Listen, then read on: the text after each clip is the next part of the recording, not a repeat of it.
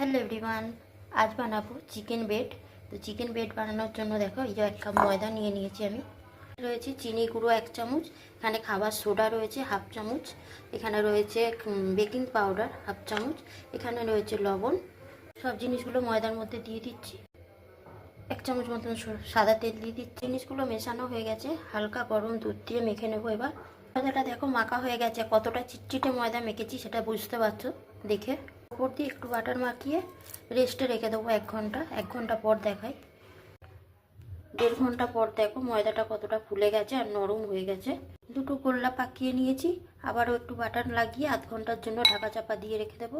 ঘন্টা পর লেচি থেকে আমি একটা রুটি বেলে নিয়েছি। এই যে এখানে একটু আমি চিকেন কষিয়ে রেখেছি, বোনলেস চিকেন।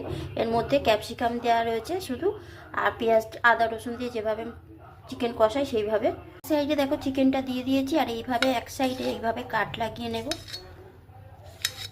এই দিকটা ধরে দেখো এইভাবে উল্টে দেবো, দিয়ে আটকে দেবো।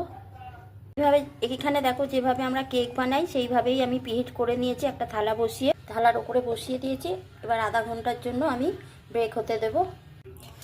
20 মিনিট হয়ে গেছে, দেখো হয়ে গেছে। পেছনটা দেখো এইরকম হয়েছে, তোমরা চাইলে আরও একটু লাল করতে পারো। তো এই যে দেখো, তোমাদের কেমন লাগলো কমেন্ট করে অবশ্যই জানিও। আমি তো চিকেন বেড বললাম, তোমরা তোমাদের মতন নাম দিও। তো এখন এই পর্যন্তই, চলো টাটা।